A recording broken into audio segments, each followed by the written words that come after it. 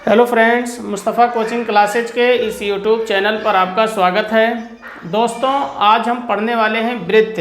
वृत्त किसे कहते हैं और उसके अंतर्गत उसका केंद्र, त्रिज्या, जीवा, चाप, व्यास, परिधि और क्षेत्रफल के बारे में भी जानेंगे। तो वृत्त किसी एक निश्चित बिंदु से वो मान लेते वो निश्चित बिंदु ये है, इसका नाम है ओ, से समान दूरी पर स्थित है। समान दूरी पर स्थित ये जो बिंदुओं का बिंदुपथ है, ये जो बिंदुओं का बिंदुपथ है, इसी को ही हम वृत्त कहते हैं। अब उसका केंद्र क्या है? केंद्र तो वृत्त का ये केंद्र होता है। वृत्त का केंद्र है जो सर्कल का बीचों बीच पॉइंट होता है, वही आपका केंद्र होता है। त्रिज्या, त्रिज्या किसे कहते हैं? वृत्त के केंद्र से वृत्त पर स्थित किसी भी बिंदु को मिलाने वाली जो रेखा होती है वो वृत्त की त्रिज्या कहलाती है, और इसको हम स्मॉल r से लिखते हैं। तो एक वृत्त में अनंत त्रिज्याएं होती हैं। जीवा किसे कहते हैं? जीवा वृत्त पर स्थित, ये वृत्त पर स्थित कोई दो बिंदु है।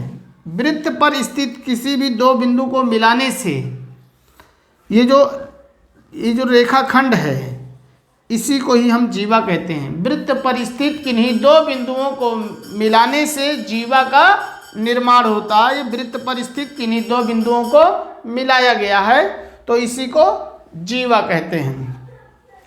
तो वो मान लेते हैं कि वृत्त का केंद्र है और कोई रेखा वृत्त के केंद्र से होकर जाती है, तो इसे भी जीवा कहते हैं। क्योंकि जीवा किसे कहते हैं? वृत्त पर स्थित किसी भी दो बिंदु को मिला दिया जाए तो उसे जीवा कहेंगे। तो जीवा ये भी है और जीवा ये भी है, लेकिन ये जो जीवा है इसे व्यास भी कहते हैं, लेकिन हम इस जीवा को व्यास नहीं कह सकते, क्योंकि वृत्त के केंद्र से जो होकर जाती है उसी को व्यास कहते हैं। और ये एक ऐसी जीवा है जो वृत्त के केंद्र से होकर जाती है। तो इस जीवा को ए भी मान लेते हैं, तो ये जो जीवा ए भी है इसको व्यास कह सकते हैं, लेकिन ये जो सी डी जीवा है ये व्यास नहीं है। तो वृत्त के केंद्र से होकर जाने वाली जो रेखा होती है उसे व्यास कहते हैं। तो ये इस जीवा को व्यास कह सकते हैं, पर ये जीवा व्यास नहीं है। तो ये जीवा हो गया। तो वृत्त पर स्थित किसी भी दो बिंदु को मिला देंगे तो उसे ही हम जीवा कहते हैं। चाप किसे कहते हैं? अब यहाँ से यहाँ तक का जो डिस्टेंस है, ये जो चाप है, ये चाप है। आर्क होता है आपका, ये आर्क है। व्यास जो होता है वो त्रिज्या का दुगना होता है। यहाँ से लेकर यहाँ तक मान लेते हैं ये त्रिज्या है, तो ये r है, और यहाँ से यहाँ तक ये भी r है। तो व्यास जो होगा वो त्रिज्या का डबल होगा, त्रिज्या का डबल हो जाएगा। त्रिज्या का डबल होता है, यानी 2r हो जाएगा। यहाँ से यहाँ तक जो है ये आपका व्यास कहलाता है। तो व्यास जो होता है वो त्रिज्या का दुगना होता है, और त्रिज्या जो होती है वो व्यास की आधी होती है। अगर हम यहाँ से r निकालेंगे तो ये व्यास बटा 2 हो जाएगा। अब हमारे पास परिधि क्या है? ये जो टोटल डिस्टेंस है, ये जो सर्कल है आपका, इस टोटल डिस्टेंस को ही परिधि कहते हैं। मान लेते हैं ये कोई धागा है, यहाँ से शुरू किया गया है और यहाँ पे ला के इसे गोला बना दिया गया इसके आगे।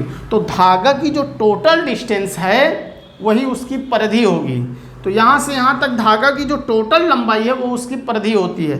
और वृत्त की जो परिधि होती है, वो वृत्त की परिधि जो होती है वो 2 पाई r होता है। क्या होता है? 2 पाई r, ये वृत्त की परिधि होती है। तो वृत्त की जो परिधि होती है वो 2 पाई r होता है। 2 पाई का मान 22/7 होता है, और r क्या है? त्रिज्या है, वृत्त की त्रिज्या है। अगर किसी भी वृत्त की त्रिज्या मालूम हो तो हम उसका परिधि बहुत ही आसानी से निकाल लेंगे, क्योंकि 2 पाई का मान 22/7, r का मान रख देंगे त्रिज्या, परिधि निकल जाएगा। क्षेत्रफल, वृत्त का जो क्षेत्रफल होता है वो पाई r स्क्वायर होता है। तो किसी भी सर्कल का अगर हमें एरिया फाइंड करना है, निकालना है, तो हम एरिया आसानी से निकाल ले जाएंगे अगर हमें उसकी रेडियस मालूम है तो स्टूडेंट्स, वीडियो अच्छा लगा हो तो प्लीज़ वीडियो को लाइक कीजिए और सब्सक्राइब कीजिए।